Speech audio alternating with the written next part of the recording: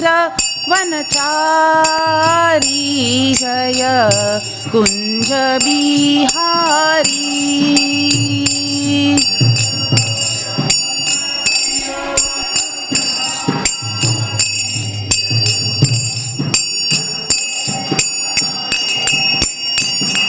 Jaya Radha Madhava Kunja Bihari.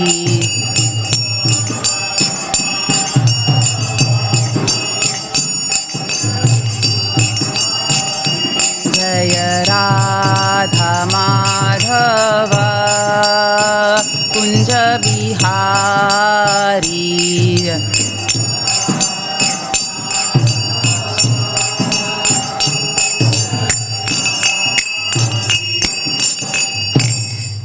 ग्रंथराज Shrimad Bhagavatam की, शीला प्रभुपाद की जय। निताय गौर प्रेमानंदे। ओम नमो भगवते वासुदेवाय।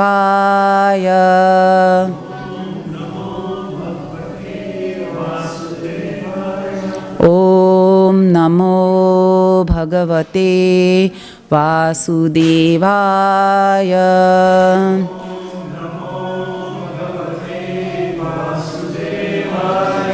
ओम नमो भगवते वासुदेवाय।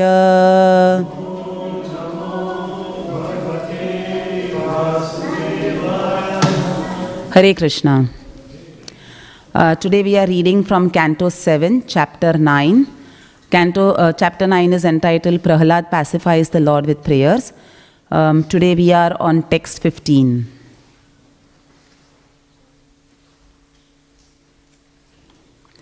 Nayam bibhemya jita teti bhayanakasya.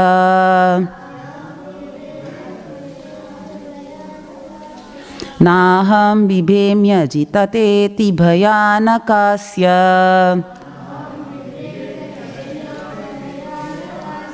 Jivhar kaneta bhrukti rasabhar godamstrad. जीवार कनेत्र भ्रुकुटीर भसोर्गदंस्त्राद। आंत्र Suraj क्षतजक्षे केशर शंखुकर्णान। आंत्र स्रज क्षतज केशर शंखुकर्णान। नीरदभीत दिगिभादरिभिन्नखाग्राद। नीरदभीत दिगिभाद अरिभिन्नखाग्राद। नाहं बिभं यजिततेति भयानकास्य।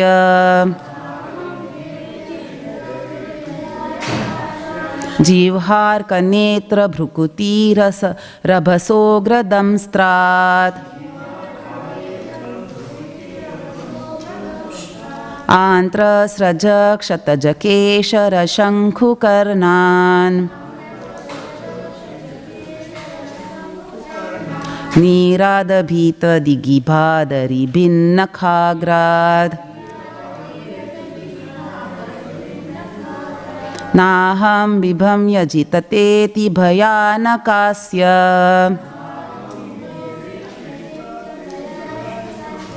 जीवहार कनेत्र भ्रुकुटीरभसोग्रदंस्त्रात्।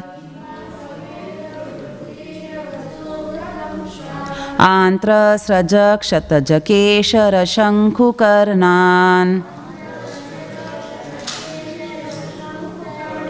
नीरादभीत दिगिभाद अरिभिन्नखाग्राद।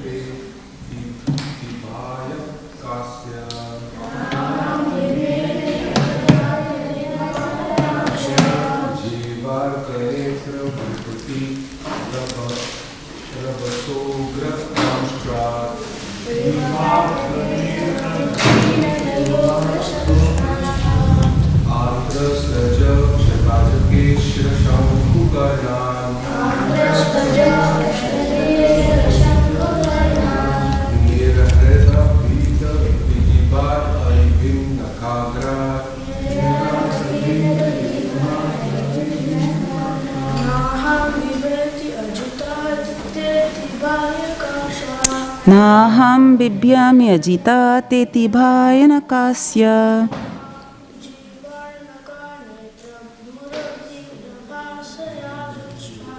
Jivharka netra brukutira bhasogradam strat.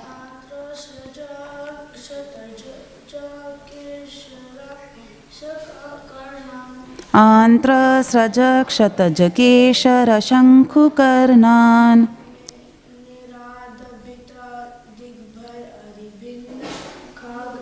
Niradabhita digibhadari bhinna khagrat.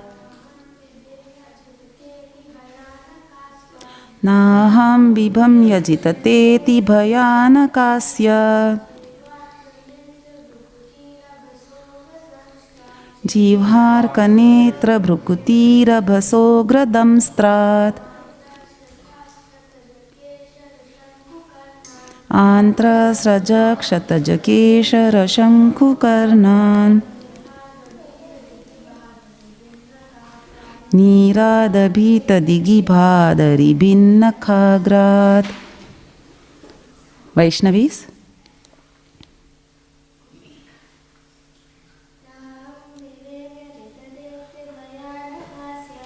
Naham bibham yajitateti bhayanakasya.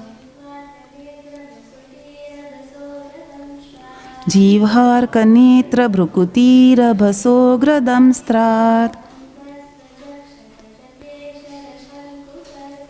Antra srajak shatajakeshara shankhukarnan.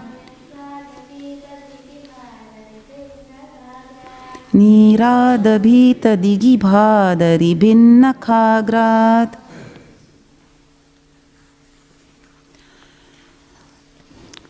Word to word translation. Na, not. Aham, I. Bibhemi, I'm afraid. Ajita, O supreme victorious person, who are never conquered by anyone. Te, your. Ati, very much. Bhayanak, fearful. Asya, mouth. Jivha, tongue. Arkanetra, eyes shining like the sun. Bhrukuti, frowning brows. Rabhasa, strong. Ugradamstrat, ferocious teeth. Antrasrajaha, garlanded by intestines. Shataja, bloody. Keshara, manes. Shankhukarnat, wedge-like ears. Nirada, by a roaring sound caused by you. Bhita, frightened. Digibhat, from which even the great elephants. Aribhit, piercing the enemy. Nakha agrat, the tips of whose nails. Translation and purport by His Divine Grace A.C. Bhaktivedanta Swami Srila Prabhupada. Translation. My Lord, you are never conquered by anyone. I am certainly not afraid of your ferocious mouth and tongue, your eyes bright like the sun, or your ferocious eyebrows. I do not fear your sharp pinching teeth, your garland of intestines, your mane soaked with blood, or your high wedge-like ears. Nor do I fear your tumultuous roaring, which makes elephants flee to distant places, or your nails, which are meant to kill your enemies. Purport. Lord Narasimhadev's fierce appearance was certainly most dangerous for the non-devotees. But for Prahlad Maharaj, such a fearful appearance was not at all disturbing. The lion is very fearsome for other animals, but its cubs are not at all afraid of the lion. The water of the sea is certainly dreadful for all living entities on the land. But within the sea, even the small fish is unafraid. Why? Because the small fish has taken shelter of the big ocean. It is said that although great elephants are taken away by the flooding waters of the river, the small fish swim opposite the current. Therefore, although the Lord sometimes assumes a fierce appearance to kill the Dushkritas, the devotees worship him. Keshavadhrita Narhari Rupa Jaya Jagadisha Hare. The devotee always takes pleasure in worshipping the Lord and glorifying the Lord in any form, either pleasing or fierce. Om Jnana-timirandhasya Jnananjana Shalakaya Chakshurunmilitam Yena Tasmai Shri Gurave Namaha. Shri Chaitanya Manobhishtham Sthapitam Yena Bhutale Swayam Rupa Kadamahyam Dadati Swapadantikam Mukam Karoti Vachalam Pangum Langayate Girim Yat Kripatamaham Vande Shri Guru Dinatarinam Vancha kalpatarubhyascha kripa sindhubhya evacha patitanam pavanebhyo vaishnavebhyo namo namaha. Jai Shri Krishna Chaitanya Prabhu Nityananda Shri Advaita Gadadhara Shri Vasadi Gaura Bhaktavrinda. Hare Krishna Krishna Krishna Hare Hare Hare Rama Rama Rama Hare Hare. Hare Krishna. So we are seeing in this particular verse, the fear aspect of the Lord has been elaborated upon by Srila Prabhupada in the purport.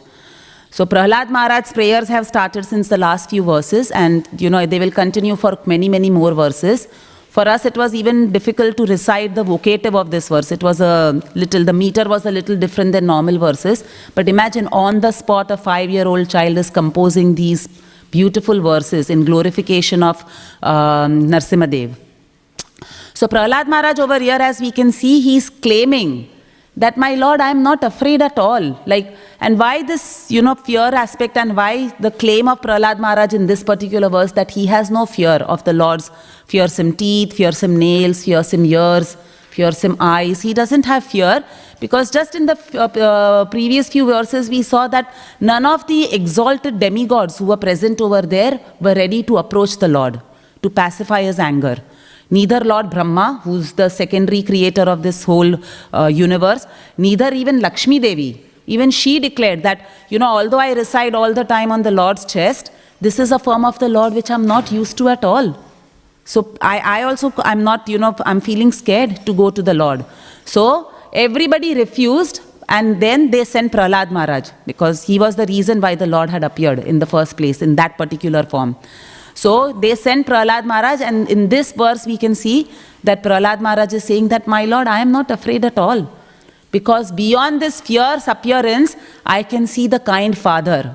I can see why you appeared in this particular form, just to protect me and to annihilate Hiranyakashipu, whose atrocities had gone to completely another level, when he was ready to kill his own son. So Prahlad Maharaj is expressing his fearlessness, that he is absolutely not afraid of the Lord. And we see in this world, generally the Lord is approached by devotees, pious people. Obviously non-devotees or people who are non-pious don't approach the Lord for anything. They don't even recognize that there is an authority, supreme authority above, who's directing and doing everything in this world. But we see generally pious people also have 4 reasons to approach the Lord. And these 4 reasons are bhaya, which is fear. The first reason is fear. The second reason is asha, which is hope. The third reason is kartavya buddhi, which is out of duty, people approach the Lord. And then the last one is prema. Prema means they are approaching the Lord just out of love.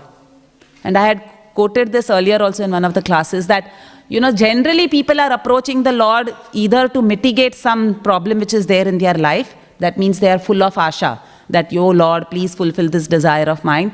Or they are afraid that, something should not happen, and therefore they are approaching the Lord. And there was a survey which was done outside a famous temple in India. It was a Lord Ganesh temple. And there was a big queue. On Tuesdays, people go to worship Lord Ganesh usually. So there was a big queue outside the temple, and there was a survey which was done. And people who were in the queue were questioned that, why are you standing here in the queue? What do you want to achieve? today by standing, because for hours and hours people stand in that queue to have darshan of Lord Ganesh.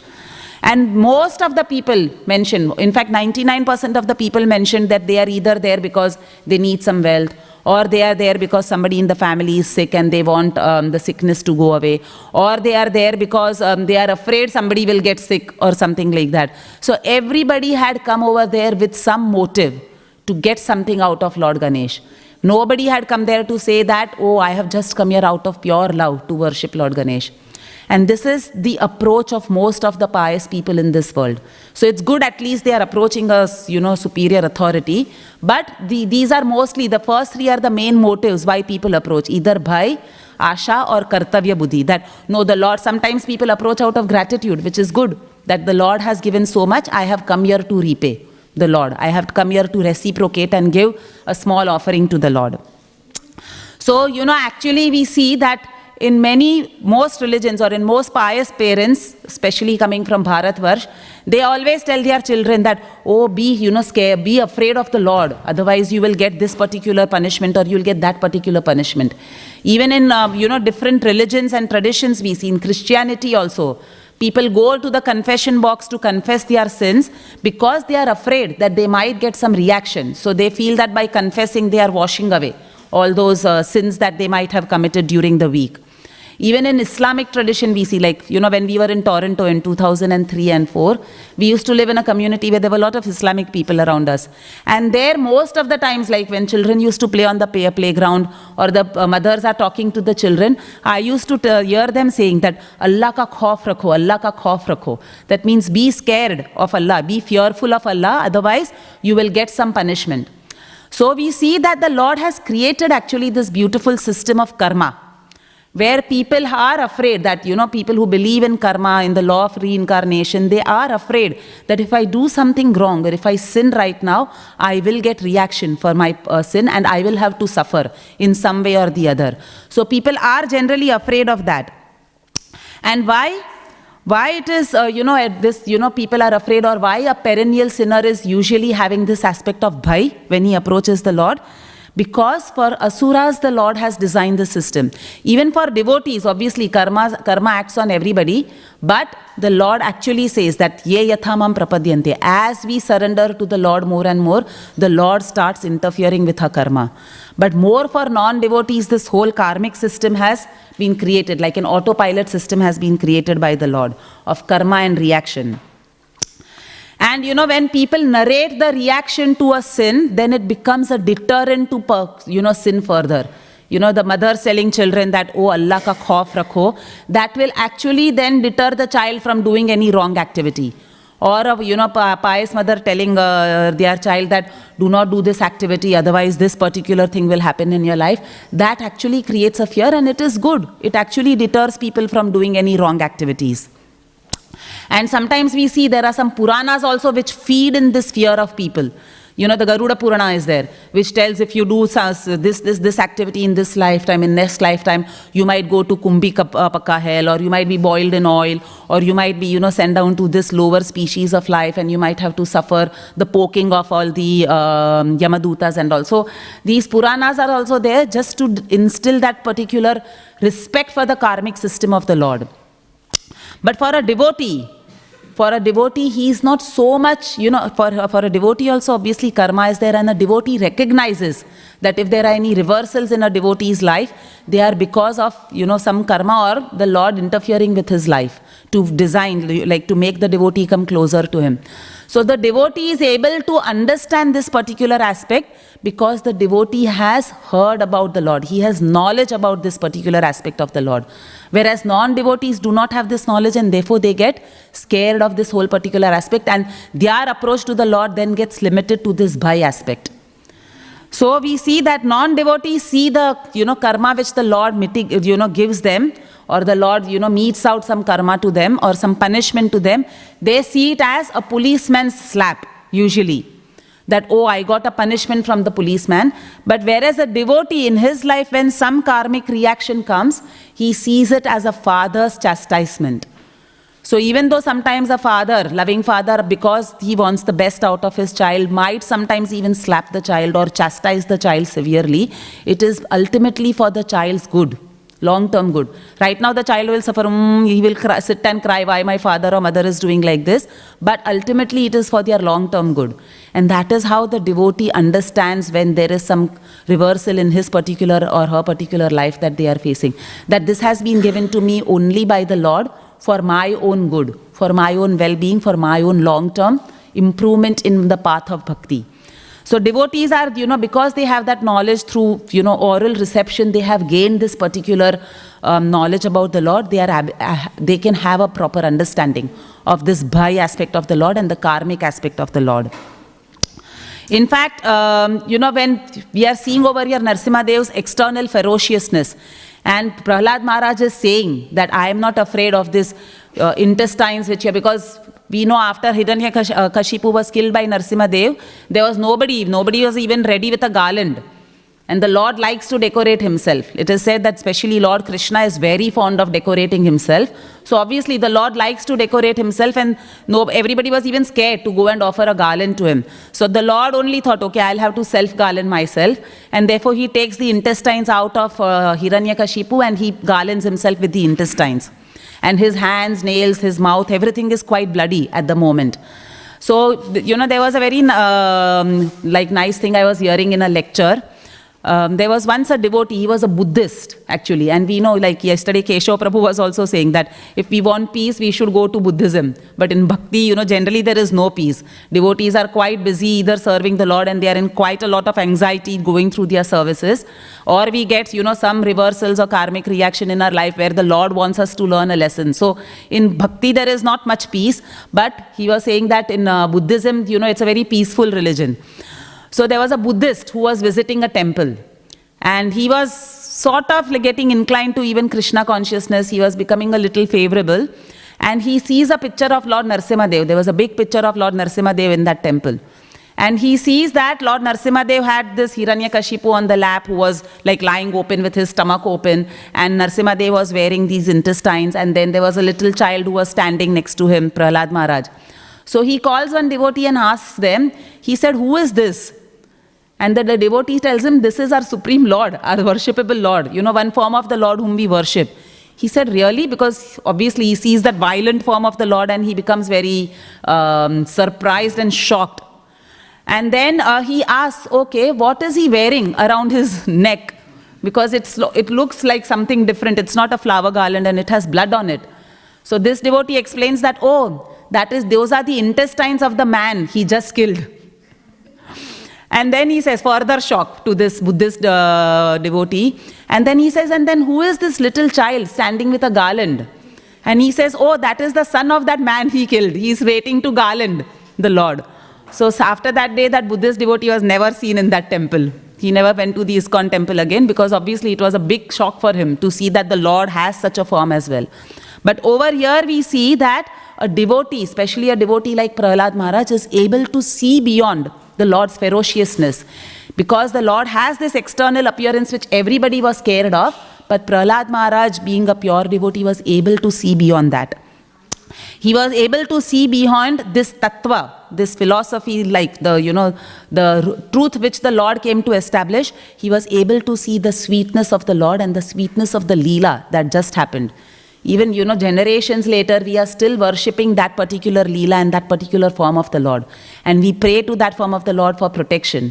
There are beautiful prayers in the Narasimha Kavach Sutra where we are saying that, with your nails, you please uproot all the anarthas from my heart. And with your fearsome roar, you protect me from all sides from any attacks of Maya. So that is what we pray to Lord Narasimha Dev for, to remove vignas on the path of our bhakti.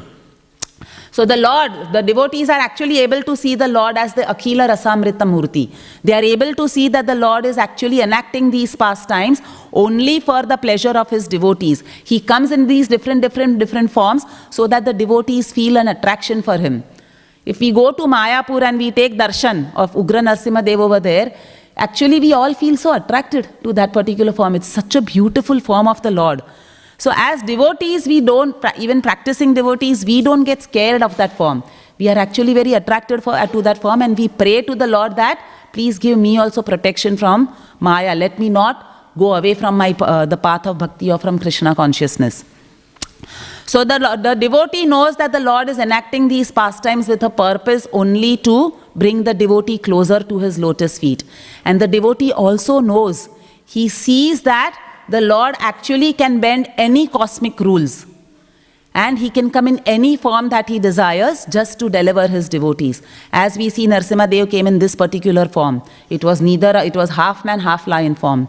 So he came in that form, he bent all the cosmic rules of neither day nor night, don't kill me with weapons, I should not be killed with weapons, I should not be killed in the sky or on the land. So all those rules he was able to bend just for killing the miscreant and also for saving his devotee Prahlad Maharaj. So we have, today is the appearance day of, there are two important events today. It is the appearance day of Lord Vaman Dev, and it is also the appearance day of Jiva Goswami. So in the next few minutes we will spend discussing the glories of Vaman Dev and the glories of Jiva Goswami. But just we see that even Lord Vaman Dev, we are talking about how the Lord is ready to bend any rules to actually come and protect his devotees, and that is what we see in Lord's aspect or in Lord's incarnation of Vaman Dev. He came as a little dwarf Brahmin. Now, when you see short, these stunted growth people, we see some people have that stunted growth and we see them around us. And we, that form is not very attractive if we see. But the Lord came in this dwarf Brahmin boy, he did not care. In fact, he was looking very beautiful, but he came in this dwarf form just to get, because he had to look small so that Bali Maharaj gets tricked in giving him the 3 steps of land, and then he took away everything from Bali Maharaj. So the Lord is ready to bend any rules for protecting his devotees who are surrendered to him or devotees who take his shelter. So Vaman Dev's pastime actually begins with, Bali Maharaj, and it actually starts by the fact that, the demons were completely annihilated by the demigods. And Bali Maharaj, in fact, it is said in the scriptures that he had died in that battle against the demigods. And his guru Shukracharya, he knew that Sanjeevani mantra, and he knew how to bring dead people back to life. He had that particular blessing, or he had that particular power. And his guru Shukracharya actually brought Bali Maharaj back to life. Now, obviously, if you had completely died and somebody is bringing you back to life, you'll all be completely indebted to that person. So out of gratitude, he had surrendered to Shukracharya and he had accepted him as guru. And from his side, Shukracharya wanted Bali Maharaj to actually prosper. He wanted Bali Maharaj to do well so that his position and remuneration are secure. And this is what we see in today's so-called gurus or Brahmins as well, who come and do pujas and all. They want their disciples to do well. Therefore, they bless them and they show them ways and means, different ways and means on how to increase their wealth and prosperity. And why do they do that? So that in turn, the disciples will keep giving them their remuneration, and that way that guru can live comfortably. And that is what Shukracharya's outlook was when he revived Bali Maharaj and he gave him all that blessings. So in fact, because he wanted so much remuneration, he recommended what is called as the Vishwajita Yajna, by which Bali Maharaj could conquer the entire universe. And from all sides, he got celestial weapons, brilliant chariots, lots of wealth, and all this came out from the Yajna Kund, the Vishwajita Yajna which Bali Maharaj did. And he actually adorns himself with all the weapons and all the opulences which came out of the Vishwajita Yajna. He boards the beautiful chariots which came out of the Yajna.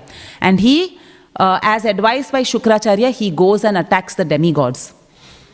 And Lord Indra, when Bali Maharaj is going along with his retinue on these dazzling chariots with all these weapons which have come out of the Yajnas, he actually becomes very scared. So Indra and the demigods see Bali Maharaj approaching and he becomes very scared. Why does he become scared? Because he has never seen this much dazzling form of Bali Maharaj. He defeated him some time ago, but now he can see that this is completely another form. Bali Maharaj looked so strong, so dazzling, that he actually runs to his guru Brihaspati. And he asks him, he says that, what is the cause for Bali Maharaj's strength, endeavor, influence and victory? How has he become so enthusiastic suddenly? And then Brihaspati explains to him. He says in Śrīmad Bhāgavatam, all this whole pastime about Vaman Dev has been narrated in Śrīmad Bhāgavatam 8th canto. So he says in 8.15.28, He says, Janami Magavan Chatror Unnater Asya Karanam Shishyaya Upabhritam Tejo Bhrigubhir Brahma Vadibihi. So he says, Brahaspati, the Brahaspati, the spiritual master of the demigod, said, O Indra, I know the cause of your enemies becoming so powerful. The Brahmana's descendant of Bhrigu Muni, being pleased by Bali Maharaj's devotion to his guru Śukracharya, have endowed him with such extraordinary power. So Bali Maharaj had pleased Śukracharya with lot of devotion. Like we said, he was very grateful to Śukracharya for bringing him back to life, and therefore out of his indebtedness, he had worshipped his guru very well, he had followed his instructions very well, and therefore he had become really powerful. So he is saying that Srila Prabhupada, in fact, in that particular purport quotes, Yasya prasadat bhagavat prasado. He says that the blessings of the spiritual master are more powerful than one's personal endeavor for such advancement. Boys, you'll have to be a bit quiet and listen. Otherwise, you can go and play outside. Okay? But otherwise, you have to listen to the class while you are in here. So he says that Yasya prasadat bhagavat prasado, that by the blessings of the spiritual master, one becomes so much more powerful that there is more empowerment than one's personal endeavor for advancement. That is what happens when you worship your spiritual master really well. Unnati karanam shishyaya upabhritam tejo. The tejas comes because of worshipping the spiritual master very well. Now we see in, Srila Prabhupada's lifetime also, when Srila Prabhupada was present in this planet, his disciples did wonderful activities. They were able to achieve so much to please Srila Prabhupada. They went, to so many places. Like in London, 3 couples went, they had no place to stay. They used to stay in boxes, it is said, initially when they went there. In fact, once Tamal Krishna Maharaj, went, Srila Prabhupada sent him to Germany to help the devotees over there in establishing the Krishna consciousness movement. And before that, a handful of devotees had already been sent by Srila Prabhupada there. So when Tamal Krishna Maharaj came there, he saw they were living in very meager, like it was a very really small rented house. They were living in very meager conditions. And Tamal Krishna Maharaj asked them that before you all got this money, even to get these meager house and all that, how are you all surviving? And the disciples of Srila Prabhupada, they said that we used to live in the underground subways, or we used to live under bridges and all that. So you see, this is what Srila Prabhupada's disciples were able to do, because their only aim was to please Srila Prabhupada. They were actually able to go to any length and any austerities to achieve the goals which Srila Prabhupada had set for them. In fact, disciples, you quote also now that when Srila Prabhupada would send them to any place, he would not ask them, are there any prasadam or living arrangements for you all over there? He would just tell them, we know of the story from Lila Amrita. He just told some disciples, the train was going to leave a particular station, and he told those disciples, get down here and go and establish a temple. They were on their way to some other, satsang or some other pandal program that was going to happen, but Srila Prabhupada made 2-3 devotees disembark and he asked them to go and open a temple over there. Now those devotees didn't even know which city they were, disembarking in, what to do over there. So like that, because Srila Prabhupada's disciples' only goal was to see that smile on Prabhupada's face and to please Srila Prabhupada, they were empowered by Lord Krishna to do great things.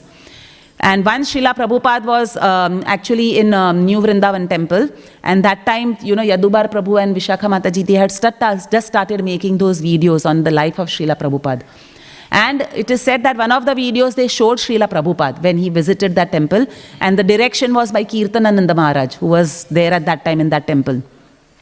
And Srila Prabhupada was so pleased when he saw that particular video. And we could see that he was very pleased with the efforts, not that he was there on the screen and being glorified, but he was very pleased with the effort of his disciples. So Srila Prabhupada pointed his finger in the direction of Kirtananda Maharaj, and he told that I bless you that in this lifetime you will go back to Godhead. And then Srila Prabhupada continued pointing the finger around the room, and he told all the disciples who were present over there, I bless all of you to go back to Godhead in this particular lifetime. So it is said that the spiritual master's satisfaction is a disciple's blessing and empowerment. And it is also said in the scriptures that a spiritual master's desire becomes the headache of Krishna. So a guru might desire something for his disciple, and then it is Krishna's headache how to now fulfill that particular desire which the guru has said. So now Prabhupada blessed all of them to go back to Godhead. Now it is Krishna's headache how to make them come back to Godhead. And Krishna will then arrange, the situations and the, experiences in the devotee's life, so they keep progressing towards bhakti and they can achieve perfection and come back to him at the end of this lifetime. So even now, some Srila Prabhupada's disciples say that what we were able to achieve then and what all we did for Srila Prabhupada. If someone, asks us to do those things now, get off a train and, just go and open a temple, or go to a completely unknown country without any money or resources like London and then establish a temple over there. If somebody asks us to do these things now, we will definitely not be able to do these things. But that time we were somehow empowered by Krishna to follow our Guru's order. Our only aim in life was to follow Srila Prabhupada's order and to please him. So we see how much empowerment comes when we actually worship the Guru, and that is what had happened with Shukracharya. And that is what Brahaspati is telling. That right now he has so much empowerment, so right now y'all don't do anything. With Bali Maharaj, you'll just go into hiding, disguise yourselves and go into hiding, leave your palaces, leave the heavenly planet. That is the instruction Brahaspati gives them. In fact, once Bhaktisiddhanta Saraswati Thakur was asked, he was going along with a few disciples by boat, and one of his disciples was praising Bhaktisiddhanta Saraswati Thakur, that Maharaj, you have achieved so much. You are, such a powerful preacher. You've written so many books. You have made so many people into devotees of Lord Krishna. You've done so much. You've established Gaudiya Mats all around the country. So you have done so much, Maharaj. And then Bhaktisiddhanta Saraswati Thakur pointed to the boat. And he said that, how is this boat running? Where is it getting its power from? And the disciple said, obviously, it's getting its power from the engine. And Bhaktisiddhanta Maharaj said, is the engine visible? He said, no, right now it's not visible. And Bhaktisiddhanta Maharaj told the disciple that this is what my life is also. The engine which is empowering me to do all these activities in Krishna consciousness is actually my Guru Maharaj, Gaur Kishore Das Babaji Maharaj. So he is sitting in one place, because Gaur Kishore Das Babaji Maharaj, as we all know, was a Bhajananandi saint. He was not going out and preaching. But Bhaktisiddhanta Saraswati Thakur was giving all credit to his Guru Maharaj, that because of his empowerment, I am able to do so many things. So this is again another example of how when a Guru empowers a disciple can actually achieve so many things. But Brahaspati further tells them, the demigods, that do not worry. Right now they are all very powerful. Bali Maharaj and his associates are very powerful. But very soon they will actually commit an offense to a Brahmana, and because of this they will be vanquished and they will lose everything. So we see that any offense, like I know in this case it was Shukracharya, and obviously Bali Maharaj rejected him because he was not giving him guidance on the proper path of Krishna consciousness. However, it is said the principle, the philosophy behind this is that if you offend your guru or if you offend a Brahmana, you will definitely get reaction. And we see that in the life of Saubhari Muni. So Saubhari Muni does underwater austerities. In the Yamuna, he does austerities for thousands of years. And then he falls down. He just sees two fish copulating and he falls down. He develops attraction. He comes out of the water, breaks all his tapasya, and goes and marries 50 daughters of King Mandata. So gone, all the austerities, all the tapasya that he did for thousands of years was all down the drain.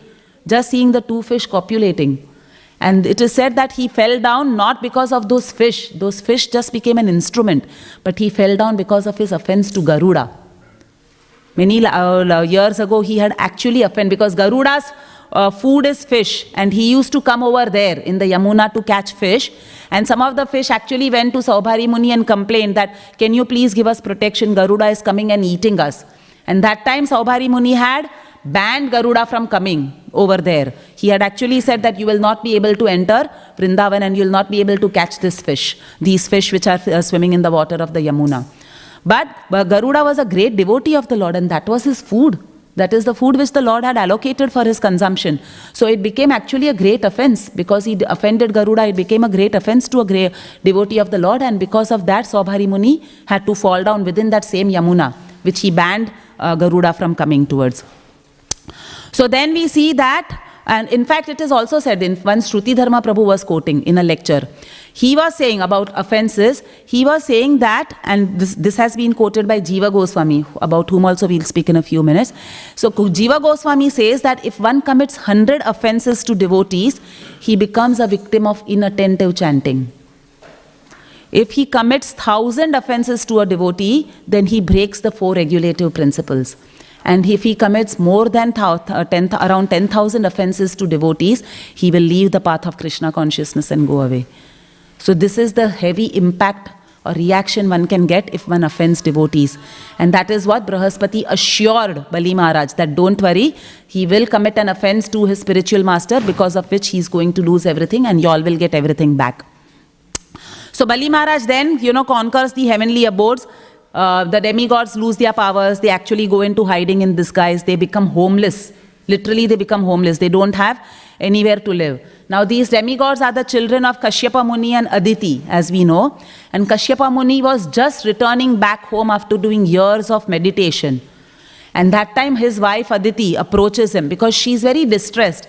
Obviously, being a mother, her children have become homeless. They have lost all their power. They have to live in disguise. So she approaches her husband for mitigation, and she says, please help our sons. They are right now, they've lost everything. They are opulence, power, everything. Please help our sons.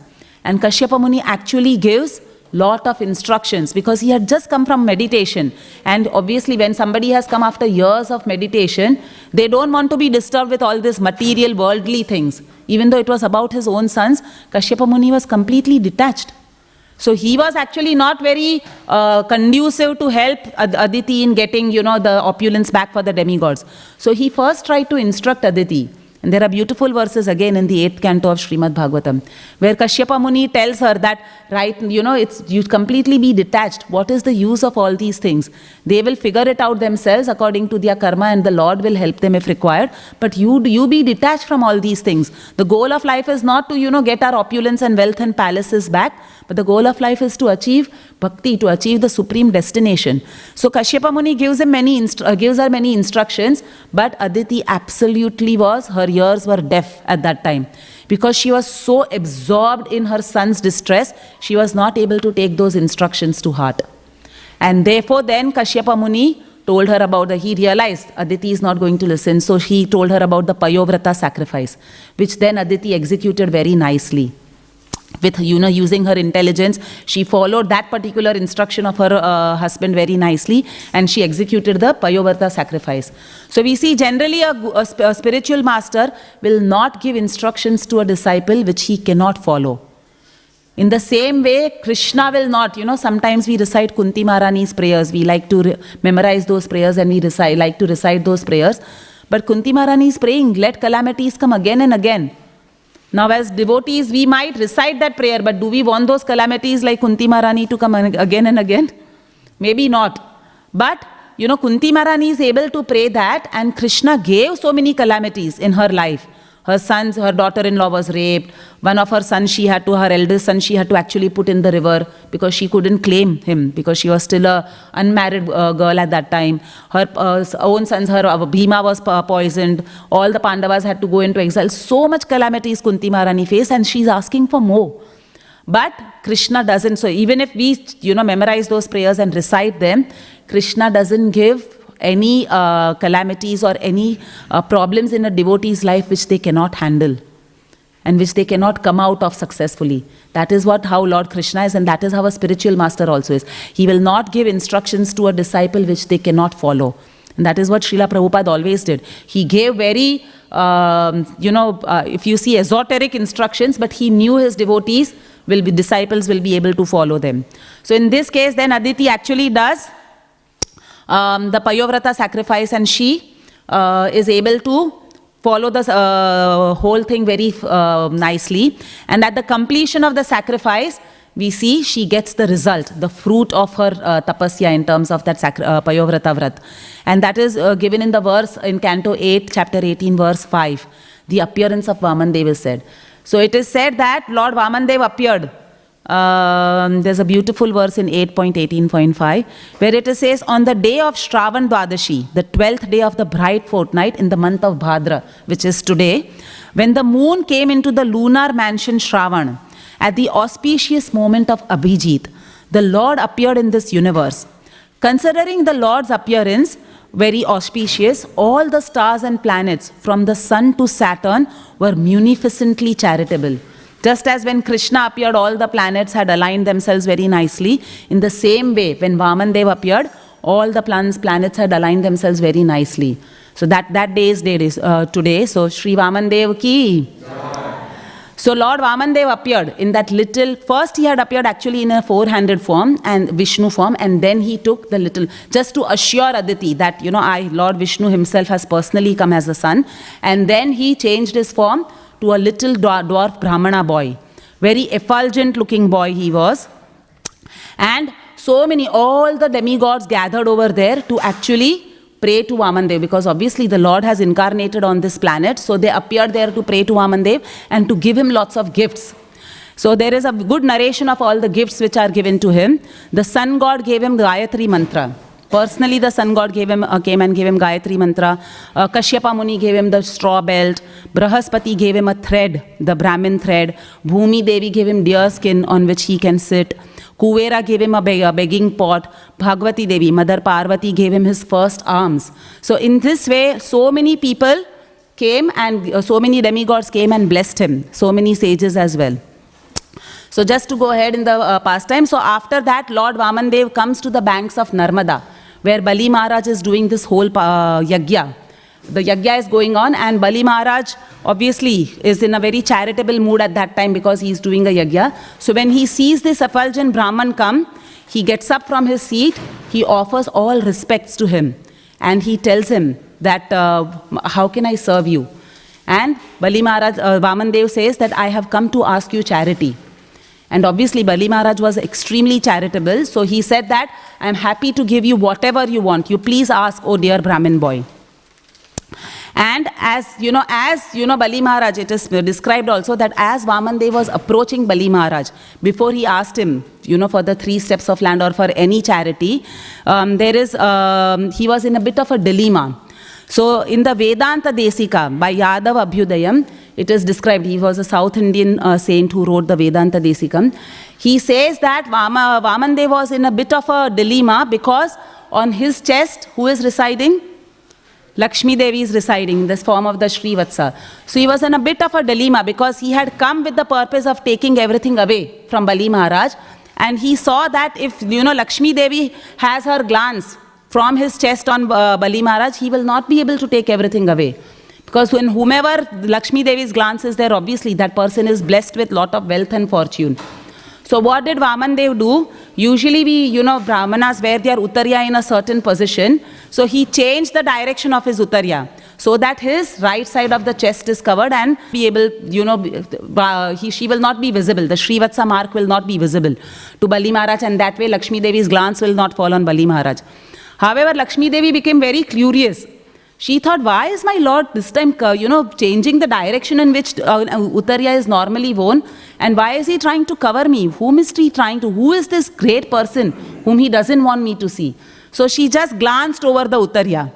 She peeped over the Uttarya and she looked at Bali Maharaj. And just because of that glance of hers, Bali Maharaj actually got something greater than what, in fact, Vamandev took away from him. He got the Sutala planet, which is more opulent than the heavenly planets. Not only that, he got the Lord's personal association throughout his life, because the Lord agreed to go down there as his personal gatekeeper or doorkeeper. So this is the blessing which he got because Lakshmi Devi just cast her glance on him. And then we know the whole story goes that Lord Vamandev asked for the, some charity, and he, when charity is actually given, they actually first, take water from a water pot.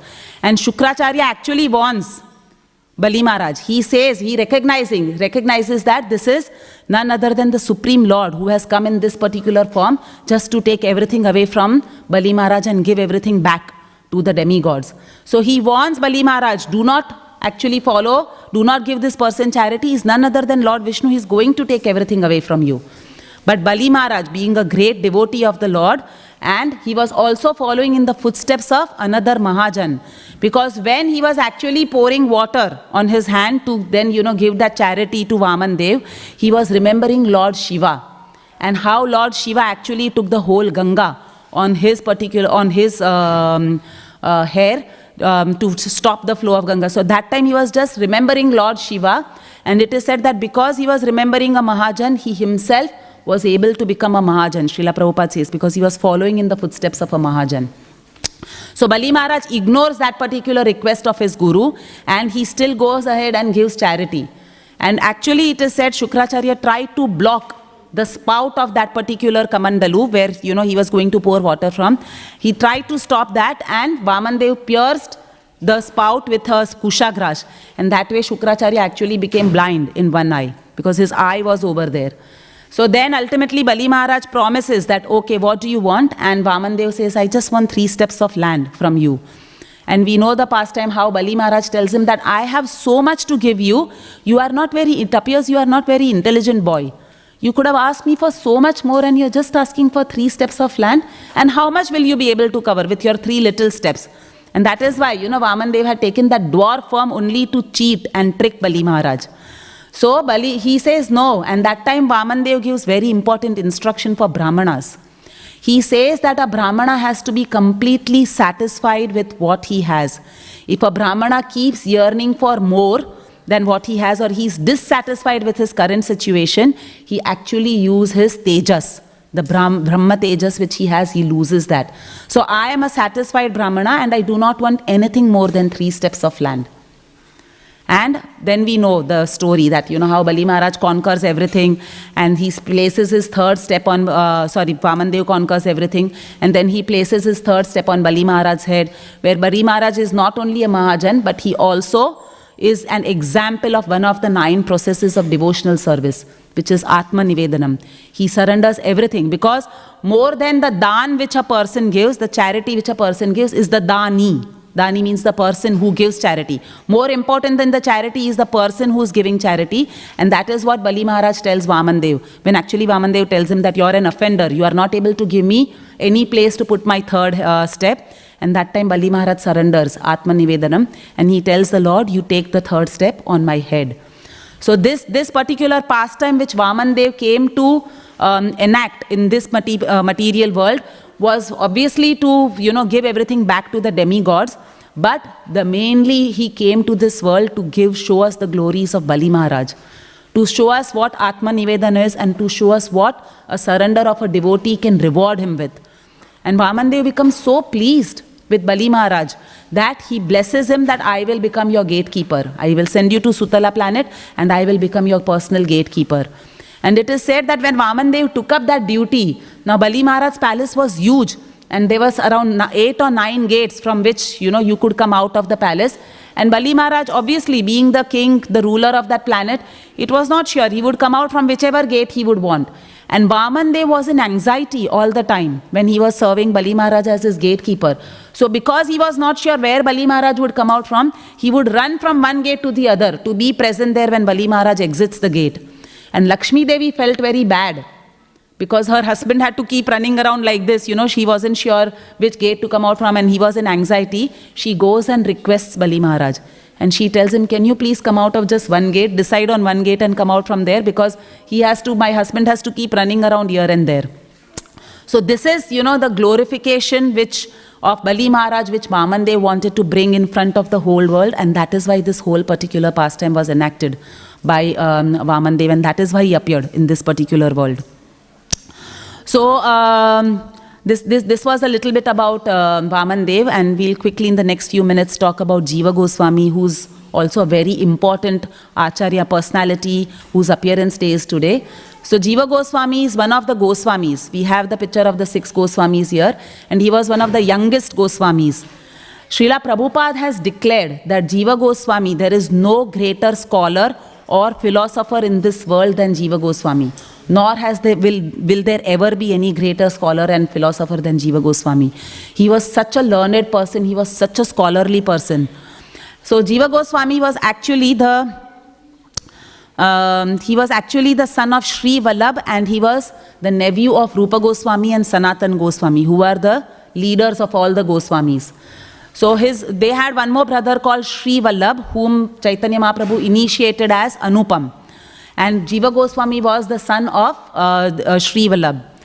And it is said that they were actually, obviously, they were all engaged in the service of Nawab Hussain Shah at that time, who was the ruler of West Bengal at that time. And they were all having big ministerial positions. And they had lot of wealth, opulence. So Jiva Goswami was born in all that.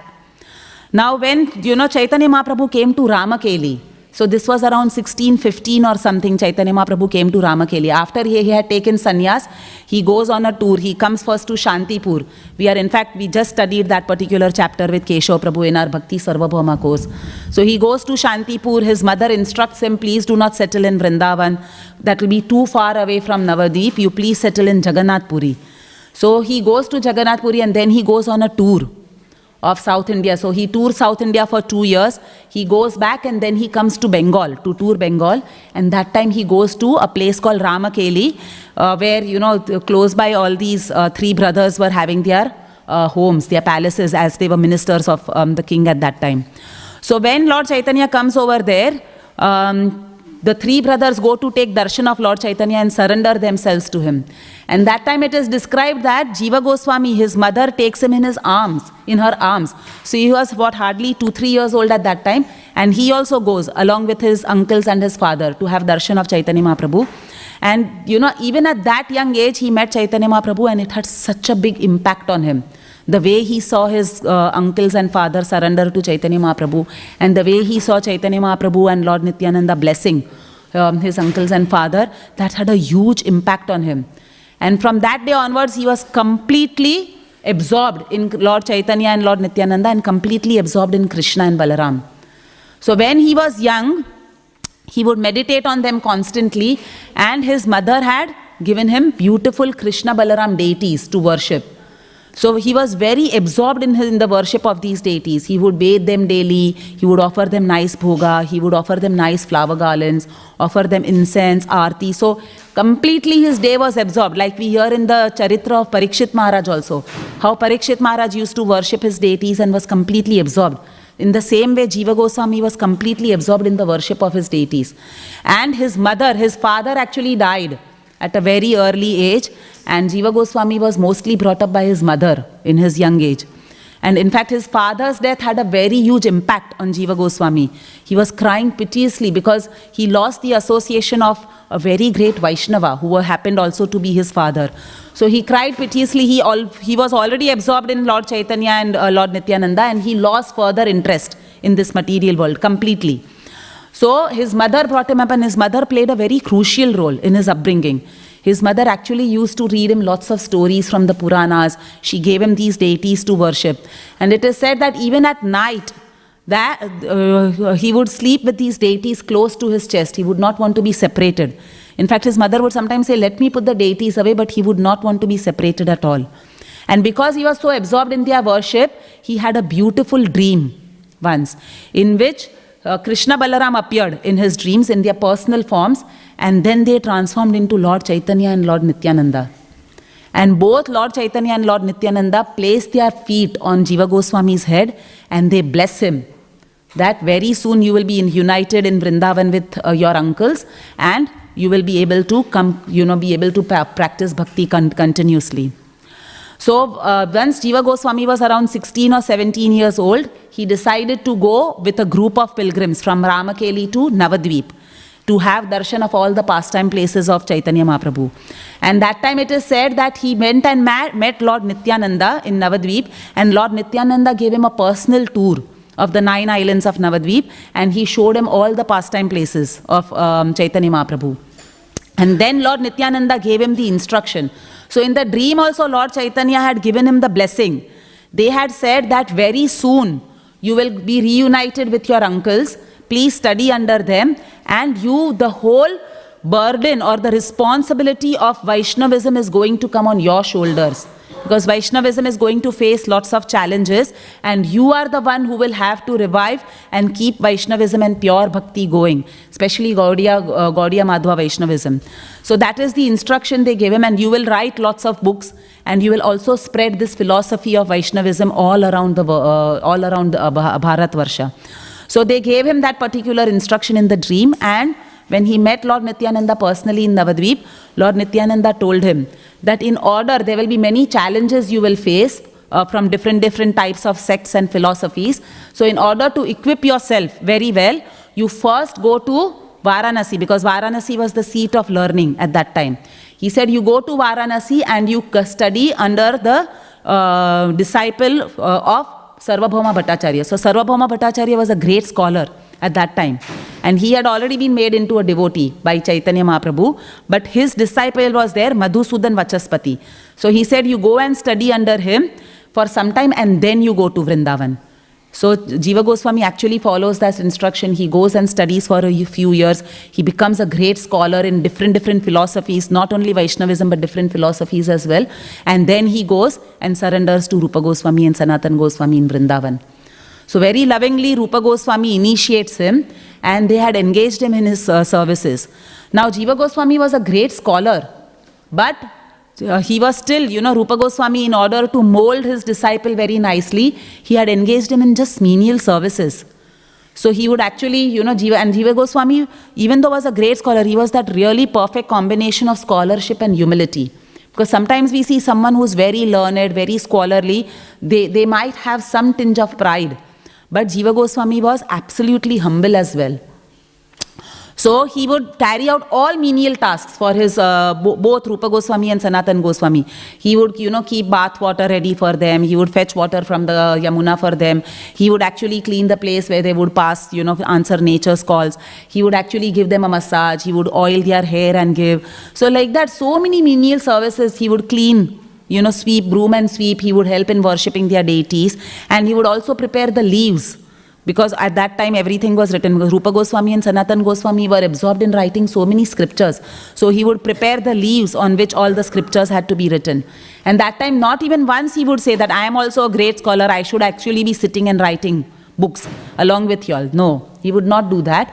He would happily engage in menial services. But Rupa Goswami, recognizing the scholarship of Jiva Goswami, would actually give him the responsibility of editing all the manuscripts. So he edited so many manuscripts of Rupa Goswami. For example, he proofread his Nectar of Devotion. And in fact, Jiva Goswami himself later on wrote a commentary on Bhakti Rasamrita Sindhu, which was called as Durgama Sangamani it was called. And similarly, even Sanatan Goswami had compiled a book called Vaishnav Toshani, which was the commentary on the 10th canto of Śrīmad Bhāgavatam, which he again gave to Jiva Goswami to edit and proofread. And Jiva Goswami compiled a commentary on that, which was named as Laghu Vaishnava Toshani. And same with the works of the other Goswamis. He was serving all the other Gopal Bhatta Goswami, Raghunath Das Goswami, Raghunath Bhatta Goswami. He was serving all of them by proofreading and editing their manuscripts. So after their disappearance, and like Chaitanya Mahaprabhu had instructed him in his dream, he became a great, the whole responsibility of caring for this Vaishnavism fell on his shoulders. And he actually carried out great tasks in the service of all the previous acharyas and in service of Chaitanya Mahaprabhu and Nityanand Prabhu. It is described that, there are many pastimes, but because time is up, it is described that he actually has written 400,000 verses to date. And that is why Srila Prabhupada is calling him the greatest scholar, because even the Mahabharata has around 100,000 verses. Whereas Jiva Goswami has composed 400,000 verses. And he has written many important books. So, and he wrote these books, he spread the knowledge not only in Vrindavan, but even back to Navadvip and throughout Bharatvarsh. So this was the contribution of Jiva Goswami to Gaudiya Vaishnavism, and we owe a lot. Many of the scriptures that we are studying today are all the hard work of Jiva Goswami's proofreading, editing, or even writing those books himself. Srila Jiva Goswami ki, Grantraj Śrīmad Bhāgavatam ki. So we'll stop the class here. If there's any questions, comments, corrections.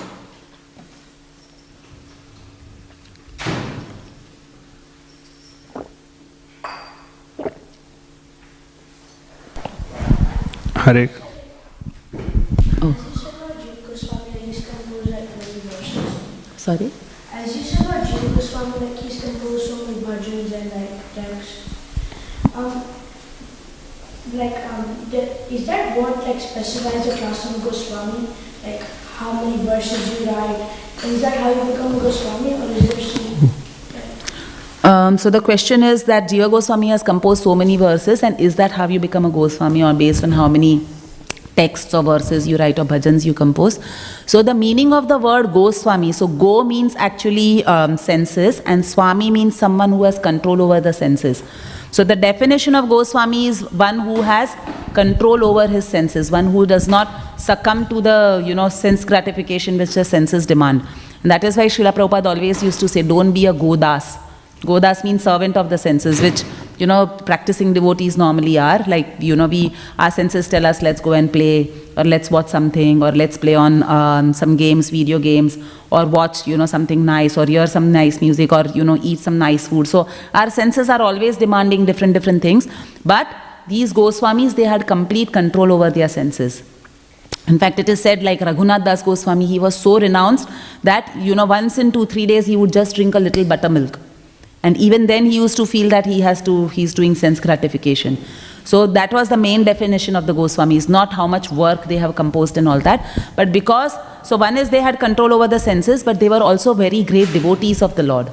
So that is another, thing which defines a Goswami, that they were the greatest devotees of the Lord, and because of that, they were not engaged in sense gratification, plus they were great Vaishnavas. They were able to naturally then write their heartfelt ecstasies that translated into verses and books and all that. So if we see Prabhupada's disciples, were they empowered by the Lord, or Prabhupada made them a devotee? So Prabhupada says, one of his disciples asked him once on a morning walk that, Prabhupada, what made our, what did we do to achieve, this path of Krishna Bhakti? And Prabhupada, like on different occasions, he said different things. Once he said that all of you have been sent by my Guru Maharaj to assist me in spreading this Krishna consciousness movement. So it was Prabhupada's Guru also who was empowering. Once Prabhupada says that y'all did not have any qualification. I made your qualification so that y'all could come on the path of Bhakti. So it's a combination of everything. Prabhupada would always give credit to his Guru Maharaj, and his Guru Maharaj obviously was sending everybody. Prabhupada himself was empowered by Krishna to transform the hearts of so many people, and obviously Krishna was himself acting in the lives of these devotees so that they would progress and come closer to him. Hare Krishna, Mataji, wonderful class. Mataji, demigods were afraid to approach the Lord, whereas Prahlad was not. So is it to do with the purity, because Prahlad was 100% pure and demigods may not be? Yes, it is definitely to do with Prahlad Maharaj's purity, but it is also to bring out the glories of Prahlad Maharaj. Just as Vaman Dev appeared to bring out the glories of Bali Maharaj, in the same way Narsimha Dev had appeared. It is said that, that killing of Hiranyakashipu, one of his energies could also do, if you see. But Narsimha Dev appeared just for protecting his devotee, because Prahlad Maharaj was very dear to him. So Prahlad Maharaj, just as Bali Maharaj is an example of Atma Nivedanam in the 9 processes of devotional service, Prahlad Maharaj, as we all know, is an example of Smaranam. He was always in constant remembrance of the Lord. So he was definitely a pure devotee of the Lord, and therefore he was absolutely not afraid. And all the other demigods, because Narsimha Dev, that relationship between Narsimha Dev and Prahlad Maharaj was, Narsimha Dev appeared on the request of Prahlad Maharaj, because Hiranyakashipu asked, is he in this pillar? And Narsimha Dev appeared from there. So it is not that Narsimha Dev was already present in the pillar. It was to keep the word of Prahlad Maharaj that he appeared in the pillar. We know like the Lord is there in every atom, in every molecule. He is already there in everything. And with that confidence, Prahlad Maharaj said, yes, he is in the pillar. But it was actually to keep up that request of Prahlad Maharaj that Narsimha Dev went into the pillar and appeared out of there.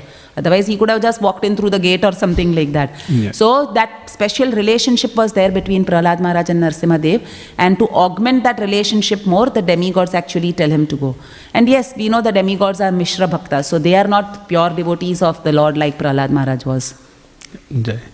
Also, like as you said that 4 type of people come, like one is like say prema, another is for they want something, and in Bhagavad Gita also said that 4 type of people come Artharthi, Jigyasu and Gyanis.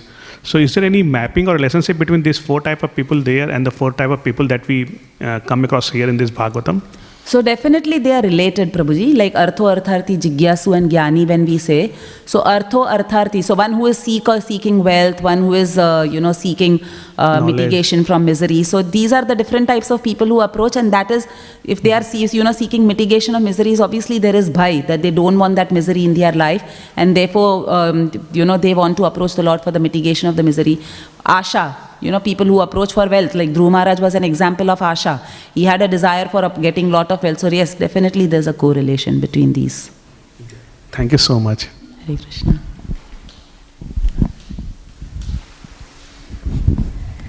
Hare Krishna, Mataji. Thank you for the amazing class. Mataji, you mentioned how after the Lord had killed Hiranyakashipu, there was no one ready to garland him, so he garlanded himself, and now you mentioned that he loves decorating himself.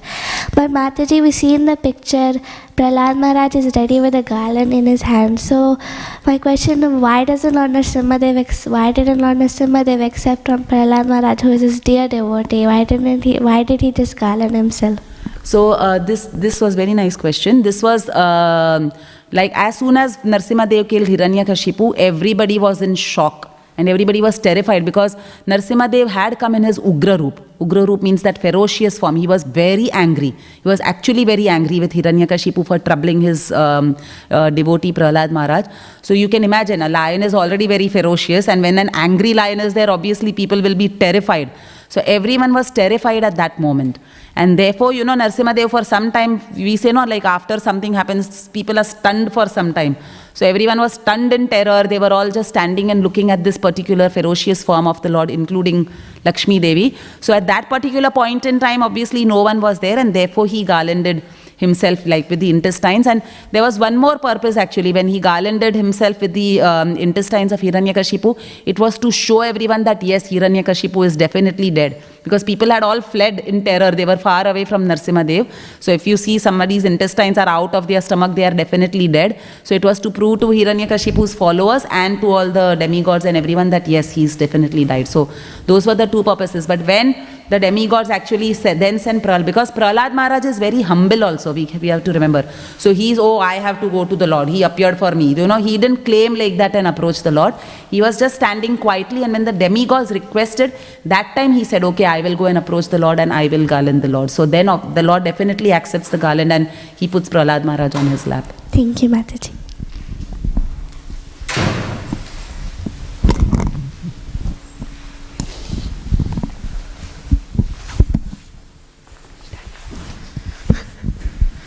Hare Krishna, my question was regarding the offense you mentioned Shavaparamani committed towards Garudadev, that he cannot eat the fishes. But Mataji, we have heard that whoever takes shelter of you should protect them always. So like whoever take your shelter, you should always protect them to your best. So then Shavaparamani, out of his duty, had done it because like fishes had asked him. So then how can we understand that? So sometimes, in executing our duty, like it is, yes, Swabhari Muni executed his duty of protecting the fish, but sometimes when we execute our duty, we also have to be very careful of the ramifications of our action when protecting someone or when, performing our duty towards someone.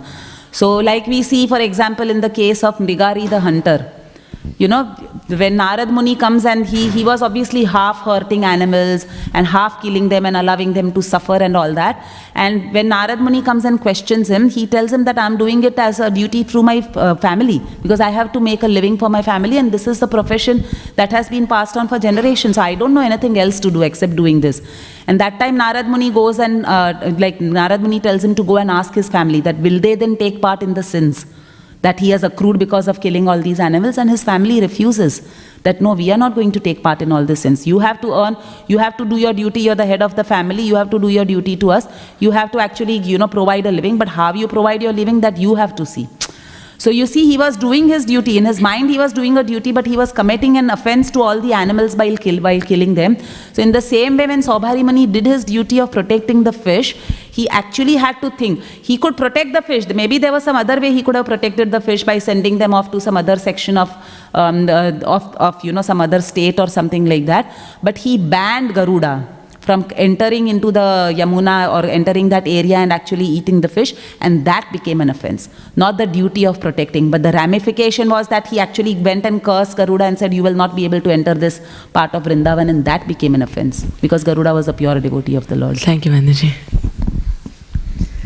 Hare Krishna, Mataji. When you talked about Mother Aditi doing the Payovrata for helping her sons who are homeless, I was just thinking in India so many people they go through these austerities of putting a needle through their mouth or walking on hot coals or something for some spiritual or material gain.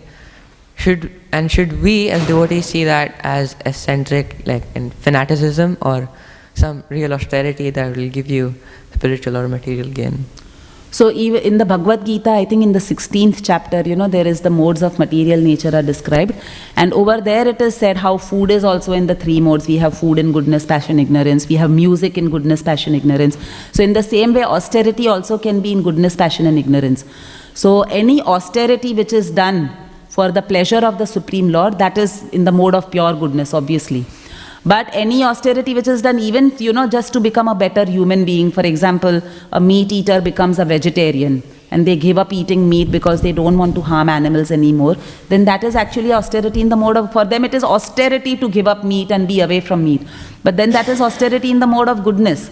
So like that there is austerity in the mode of ignorance as well. And that, whatever you described, that people piercing or, we see sometimes people whipping themselves and all that. So those are all austerities in the mode of ignorance. If the austerity is done with, with a view of not pleasing the Supreme Personality of Godhead, or at least, trying to achieve something good in your life, but self-harm. So self-harm, and any austerity which is done with self-harm is actually considered in the mode of ignorance, especially if it has not been done for the Lord's pleasure. And that is why, yes, that austerity is not what we are talking about over here. Thank you, Mataji. Hare Krishna. Okay, we'll end the class here. Grantraj Śrīmad Bhāgavatam ki, Srila Prabhupada ki, Ananta Koti Vaishnava Vrinda ki.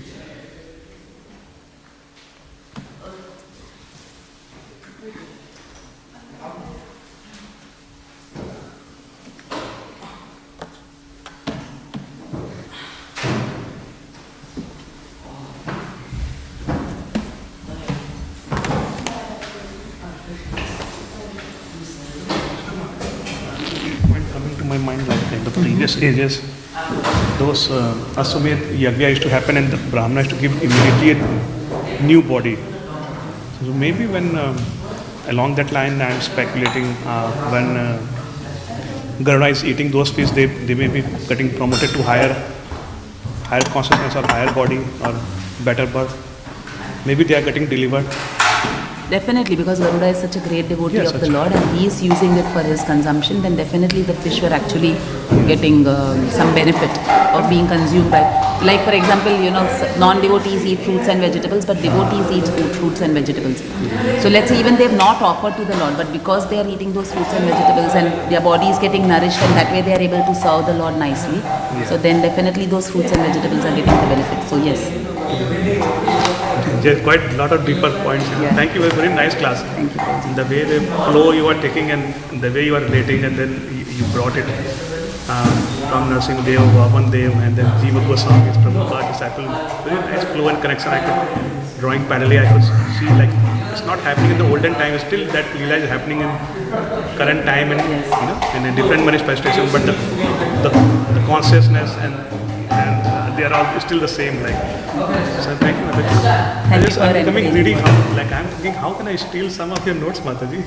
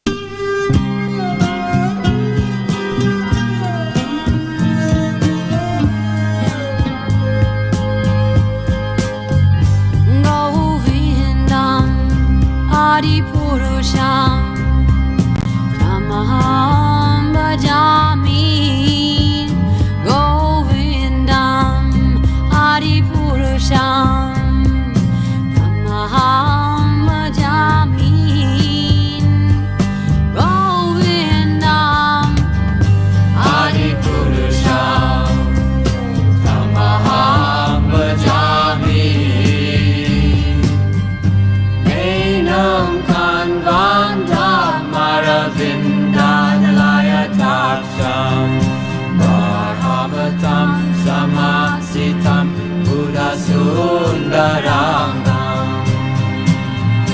Kandar Ako Ikamaniya Vishesha Shobha Govindam Adipurusham Tamaham Jami Govindam Adipurusham Namaham Bhajami Govindam Adipurusham Namaham Bhajami Angani Yasa Sakalem Priya Priti Manti Vasyanti Panti Kayanti Jiram Naganti Ananda Chinmaya Sadhu Jala Vigrahasya Govindam Adipurusham Tamaham Jami Govindam Adipurusham Namaham Bhajami Govindam Adipurusham Namaham Bhajami Govindam Adipurusham Namaham Bhajami Govindam Adipurusham Namaham Bhajami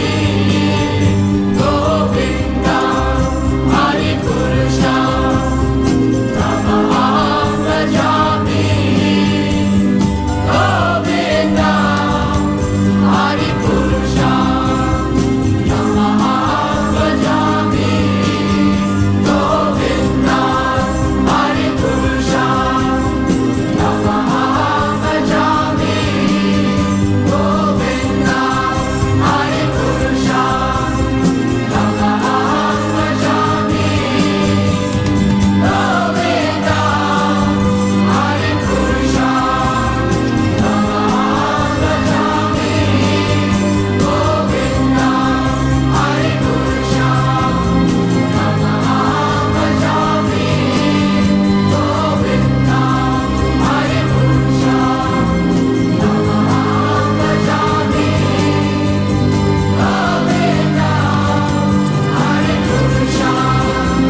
Namaham Bhajami Govindam Adipurusham Namaham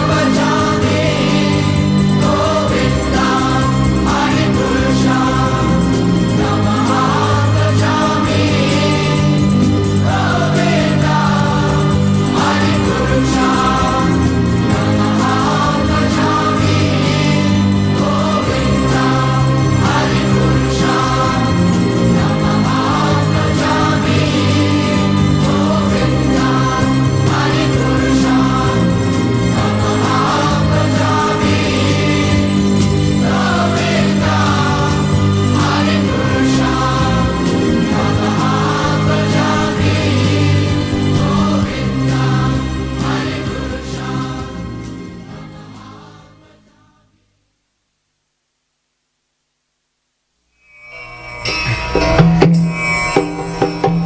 Vandeham Shri Guru Shri Juta Padakamalam Shri Gurun Vaishnavansam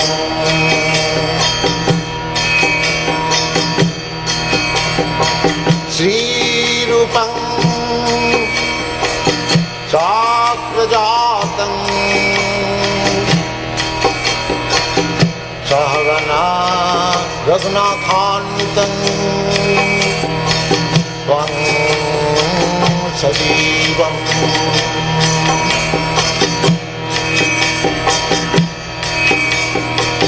Shadaitam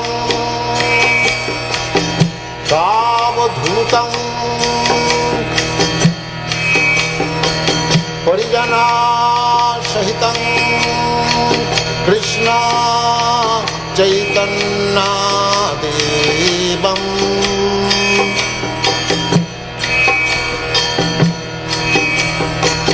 Shri Radha Krishna Padam Sadhana Lalita Shri Vishakanitam Shtam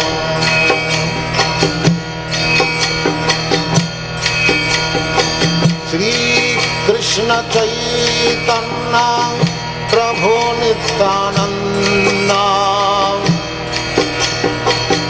Shri Advaita Gadadhar Shivasadi Gaur Bhakta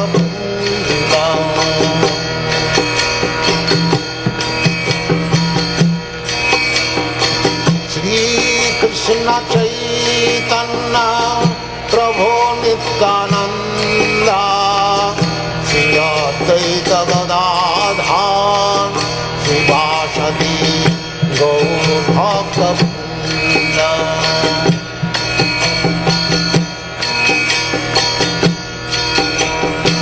Shri Krishna Chaitanya Prabhu Nityananda Shri Advaita Gadadhar Shivasadi Gaur Bhakta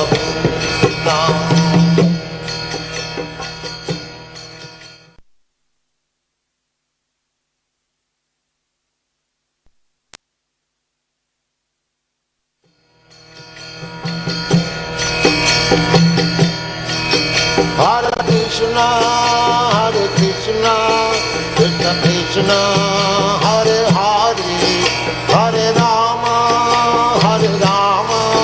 Rama Rama, Hare Hare. Hare Krishna, Krishna Krishna, Hare Hare, Hare Rama, Rama Rama, Hare Hare. Hare Krishna, Krishna Krishna, Hare Hare, Hare Rama, Rama Rama, Hare Hare. Hare Krishna, Krishna Krishna, Hare Hare, Hare Rama, Rama Rama, Hare Hare. Hare Krishna, Krishna Krishna, Hare Hare, Hare Rama, Rama Rama, Hare Hare. Hare Krishna, Krishna Krishna, Hare Hare, Hare Rama, Rama Rama, Hare Hare. Hare Krishna, Krishna Krishna, Hare Hare, Hare Rama, Rama Rama, Hare Hare. Hare Krishna, Krishna Krishna, Hare Hare, Hare Rama, Rama Rama, Hare Hare. Hare Krishna, Krishna Krishna, Hare Hare, Hare Rama, Rama Rama, Hare Hare. Hare Krishna, Krishna Krishna, Hare Hare, Hare Rama, Rama Rama, Hare Hare. Hare Krishna, Krishna Krishna, Hare Hare, Hare Rama, Rama Rama, Hare Hare. Hare Krishna,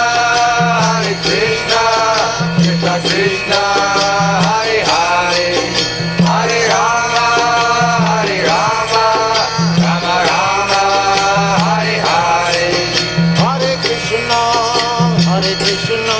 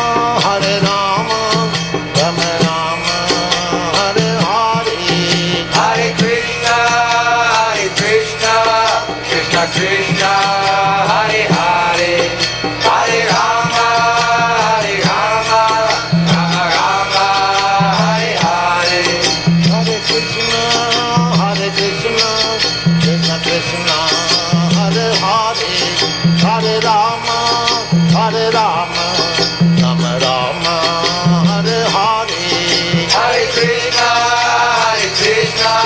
Krishna Krishna, Hare Hare, Hare Rama, Rama Rama, Hare Hare. Hare Krishna, Krishna Krishna, Hare Hare, Hare Rama, Rama Rama, Hare Hare. Hare Krishna, Krishna Krishna, Hare Hare, Hare Rama, Rama Rama, Hare Hare. Hare Krishna, Krishna Krishna, Hare Hare, Hare Rama, Rama Rama, Hare Hare. Hare Krishna, Krishna Krishna, Hare Hare, Hare Rama, Rama Rama, Hare Hare. Hare Krishna, Krishna Krishna, Hare Hare, Hare Rama, Rama Rama, Hare Hare. Hare Krishna, Krishna Krishna, Hare Hare, Hare Rama, Rama Rama, Hare Hare. Hare Krishna, Krishna Krishna, Hare Hare, Hare Rama, Rama Rama, Hare Hare. Hare Krishna, Krishna Krishna, Hare Hare, Hare Rama, Rama Rama, Hare Hare. Hare Krishna, Krishna Krishna, Hare Hare, Hare Rama, Rama Rama, Hare Hare. Hare Krishna, Krishna Krishna, Hare Hare, Hare Rama, Rama Rama, Hare Hare. Hare Krishna, Krishna Krishna, Hare Hare, Hare Rama, Rama Rama, Hare Hare. Hare Krishna, Krishna Krishna, Hare Hare, Hare Rama, Rama Rama, Hare Hare. Hare Krishna, Krishna Krishna, Hare Hare, Hare Rama,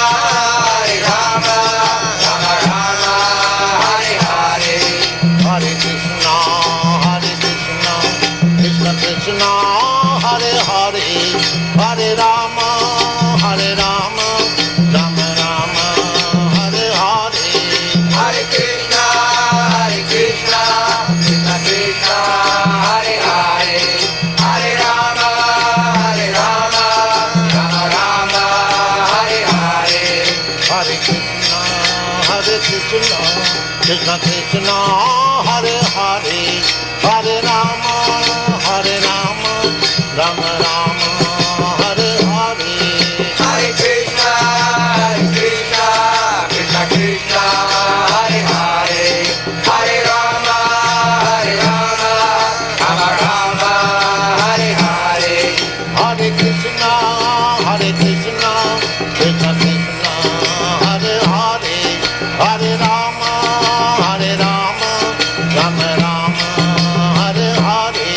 Hare Krishna,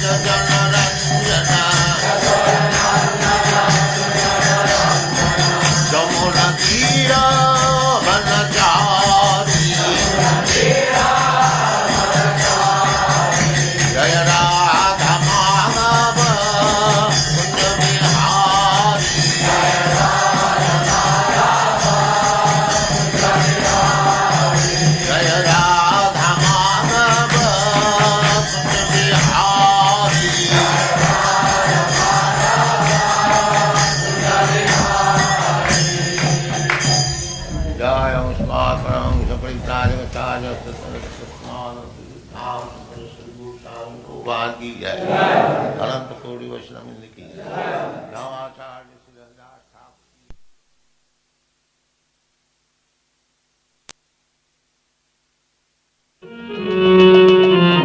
Govind जय जय गोपाल जय जय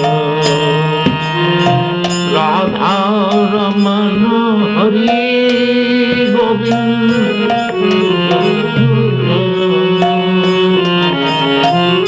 गोविंद जय जय गोपाल जय जय राधा रमन हरि गोविंद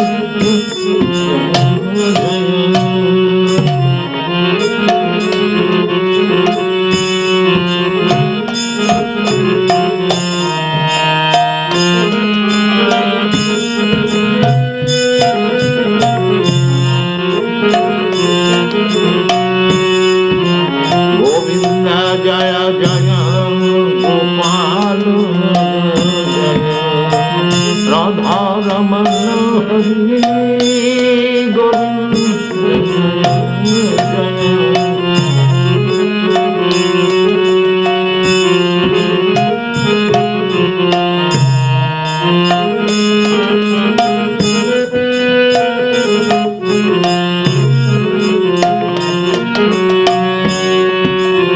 गोविंद जय जय गोपाल जय राधा रमन हरि गोविंद गोविंद जय जय गोपाल जय जय राधा रमन हरि गोविंद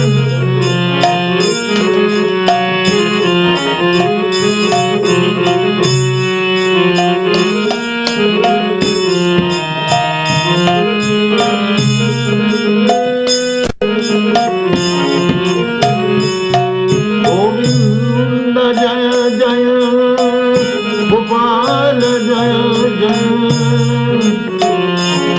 गोविंद जय जय गोपाल जय जय राधा रमन हरि गोविंद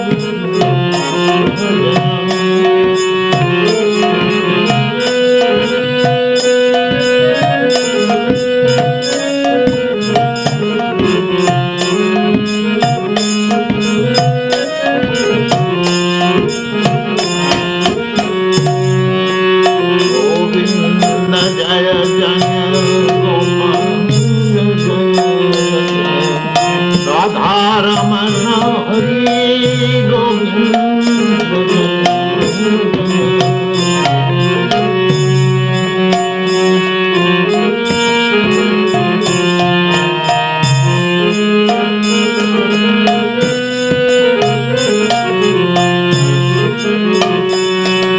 गोविंद जय जय गोपाल जय राधा रमन हरि गोविंद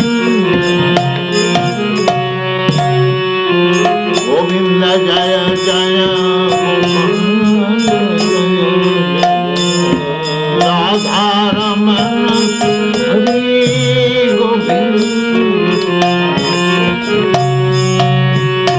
गोविंद जय जय Gopal Radha Raman Hari Govind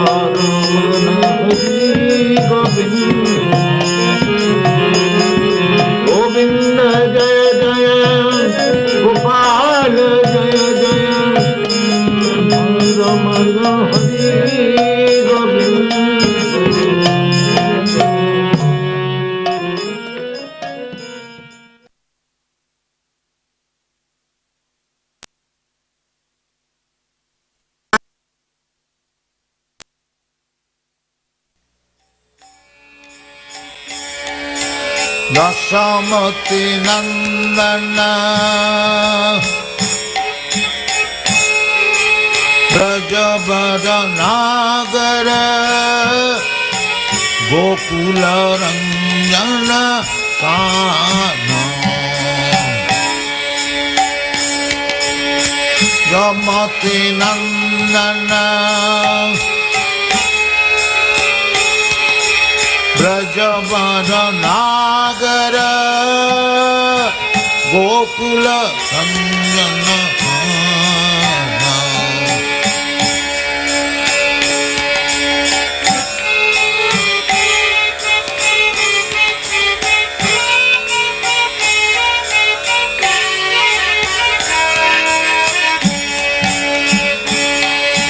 Dasamati Nandana Brajabara Nagara Gokula Ranjana Kana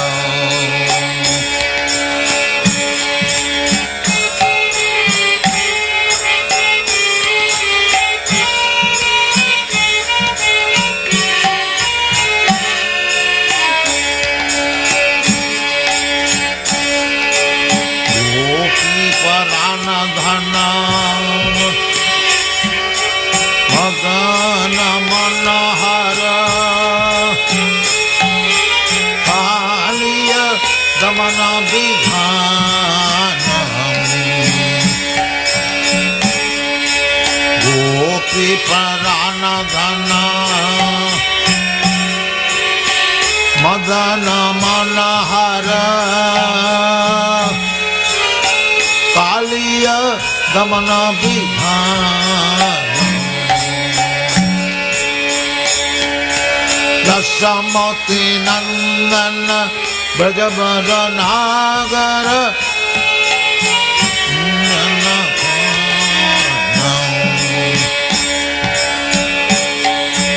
Dasamati nandana Brajabara nagara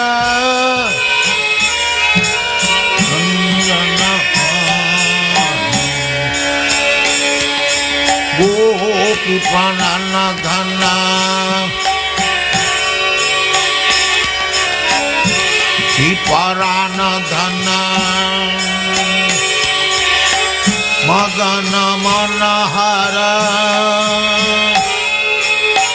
Kaliya damana vidhana Dasamati nandana brajabara nagara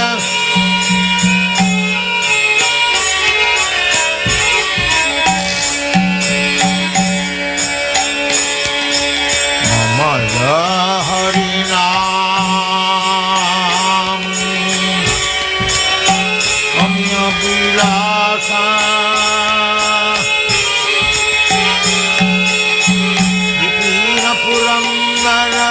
Navina nagara mara Manki magana sumata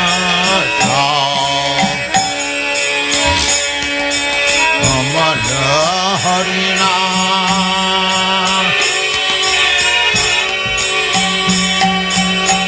Amya vilasa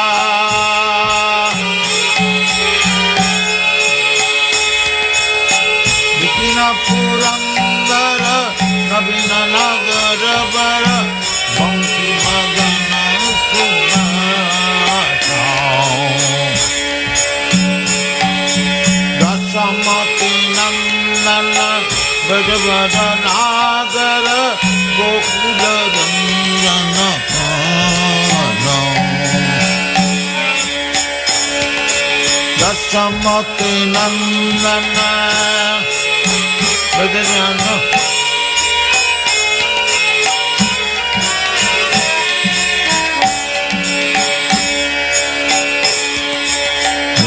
Jana parana Asura chana Nanda ko dhana rakhwala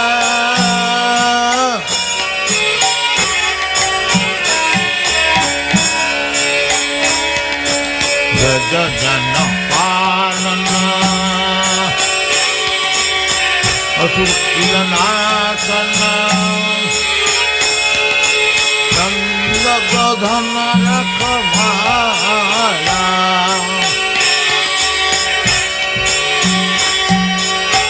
Govinda madhava navanita darshanam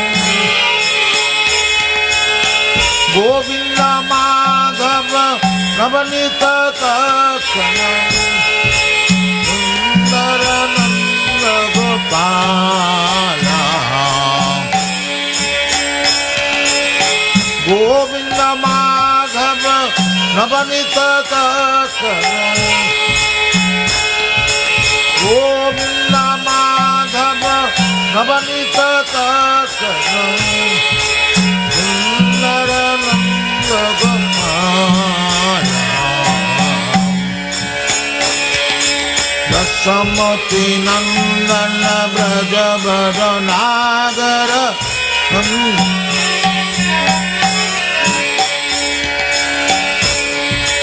Dasamati nandana brajabara nagara Gokula ranjana Dasamati Nandana Braja Braja Nagara Gokula Ranjana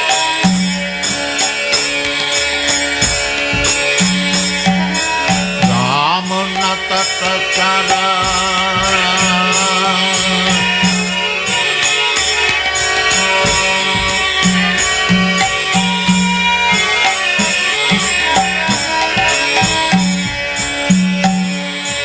Yamuna Tatachara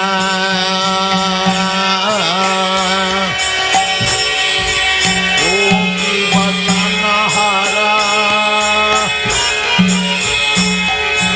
Rasarasika Kripama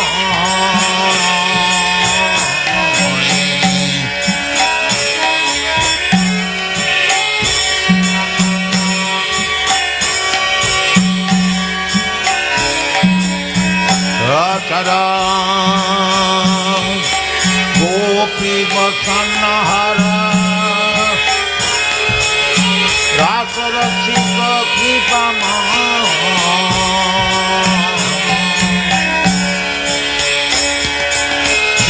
Radha Vallabha Vrindavanatava Radha Vallabha Vrindavanatava Bhakti Vinodayasayam Radha Vallabha Vrindavanatava Radha Vallabha Vrindavanatava Bhakti Vinodayasayam Dasamati Nandana Brajabara Nagara Gopika Ranjana Dasamati Nandana Brajabara Nagara Gokula Ranjana Gopi Paranadhana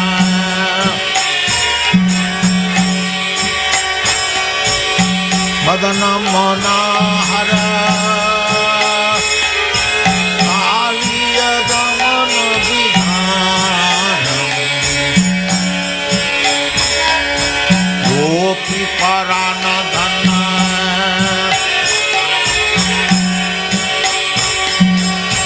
Madana Manahara Kaliya Damana Vidhanam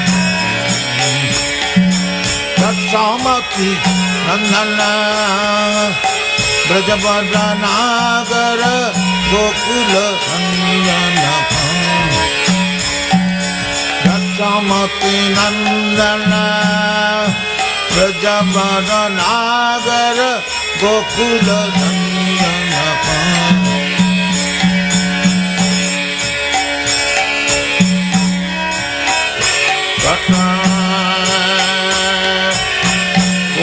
Vasana Hara Rasarasika Kripama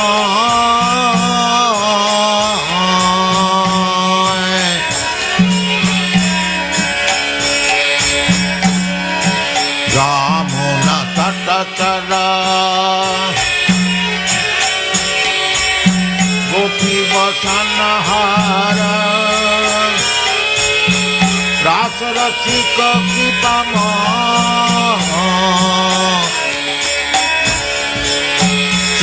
Radha Vallabha Vrindavanatava Radha Vallabha Vrindavanatava Bhakti Vinodayasayam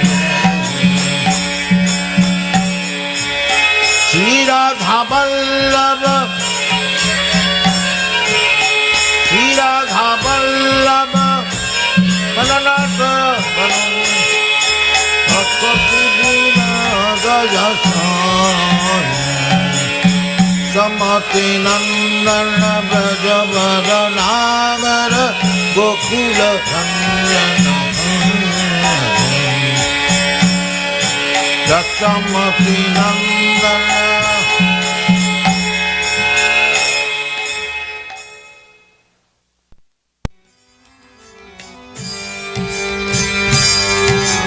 Krishna कीर्तन गानन कनपतौ प्रेमामृता वनिधि धीरा धीर जन प्रेरणा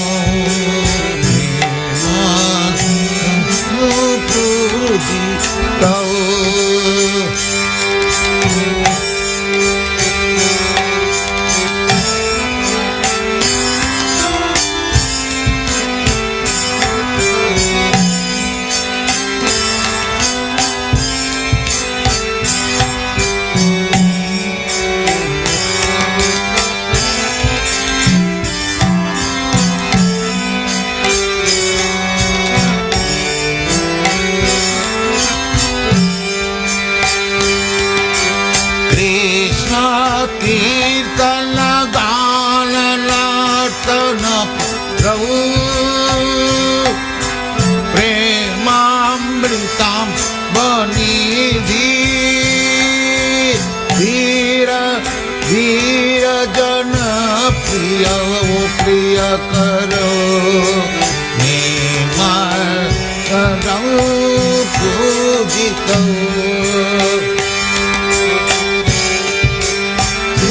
चैतन्य कृपा भरौ भुवि भुव भारा वहन तारक वंदे रूप सनातन रघुजुगौ श्री जीव गोपालक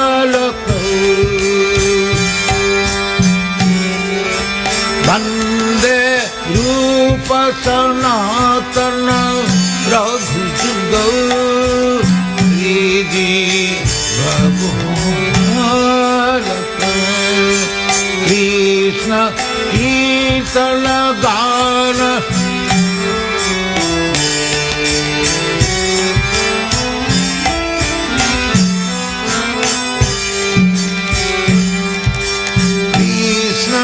कीर्तन गान नर्तन परमु प्रेमो में कामनी वीर वीर जन प्रिय प्रिय करो निर्मा पूजितम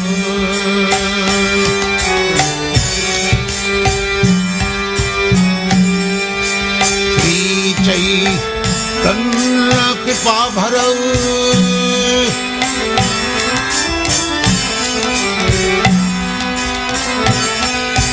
श्री चैतन्य कृपा भरौ भुवि भुव मारव अंतरक वंदे रूप सनातन रघुजुगौ श्री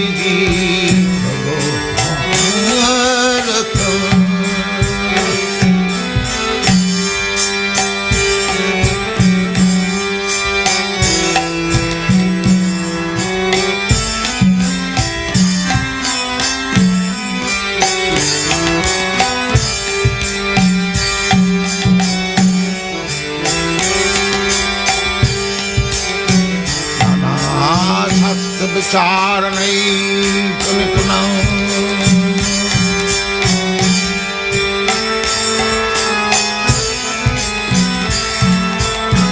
सद्धर्म संस्थापकौ लोकानां हितकारिणं त्रिभुवने मन्नं शरण करो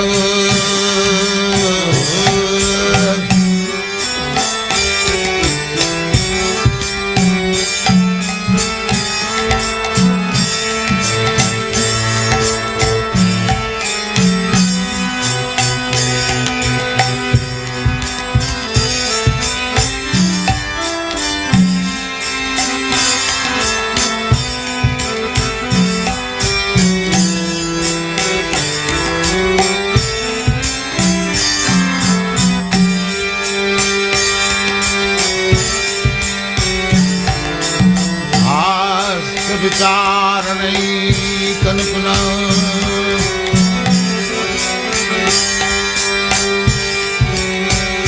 धर्म संस्थापक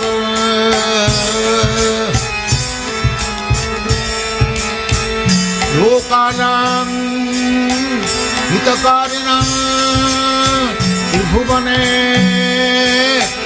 मन्नं शरणं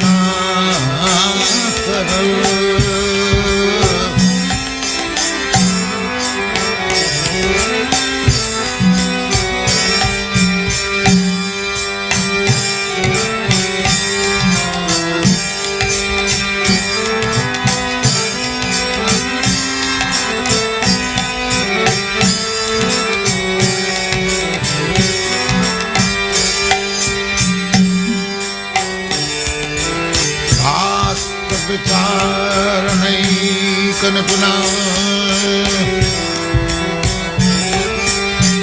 तद्धर्म संस्थापक लोकानां हितकारिणां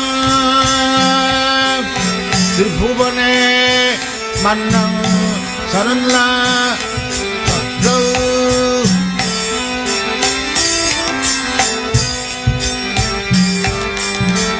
श्री चैतन्य कृपा बरौ लोकानां हितकारिणां त्रिभुवने मन्नं शरणं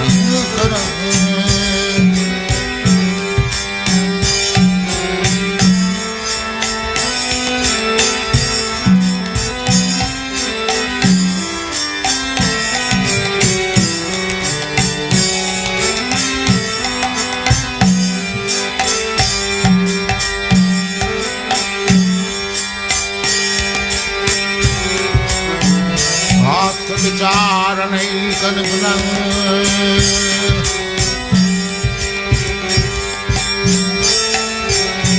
तद्धर्म संस्थापक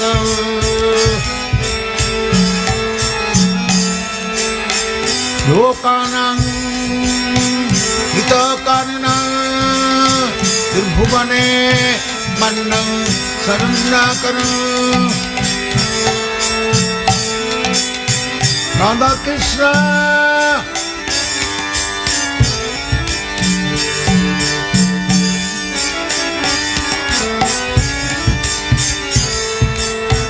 Radha Krishna Padarabindau Bhajanamritau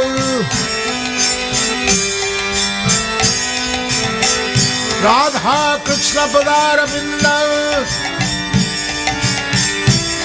Madana Nande Namattalika Vande Rupa Sanatanam Raghujugal Siji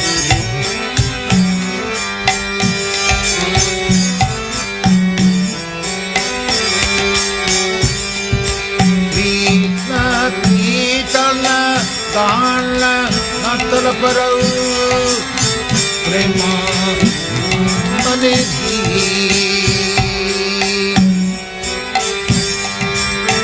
Veera Veera Janapriya Prema Ojita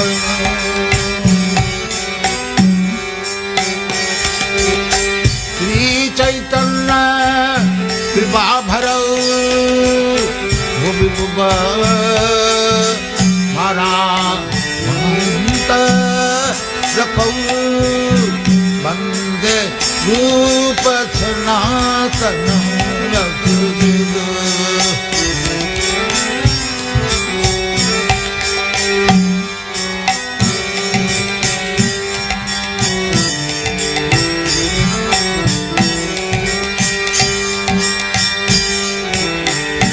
Vasudasudasure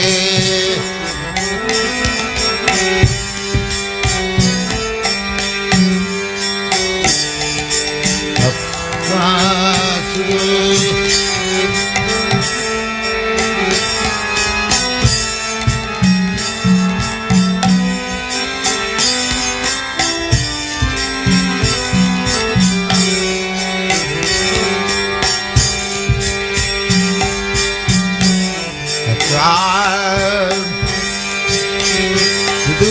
Sudev सुतराज्य Lakshmi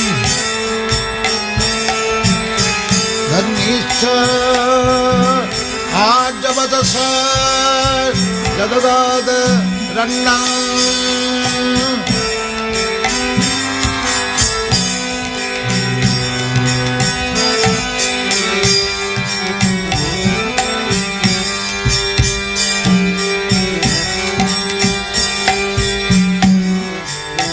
चक्वा मंडलस्नी सदा तुच्छव भूत्वा दीनगणे सकौ करुणया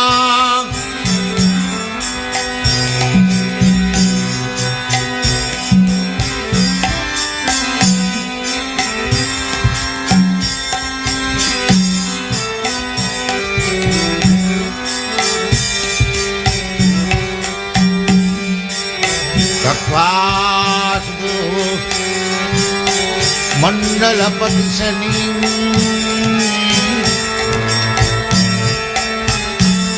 सदा तुच्छव भूत्वा दीनगणेशको करुणया कौपीनकं आश्रितौ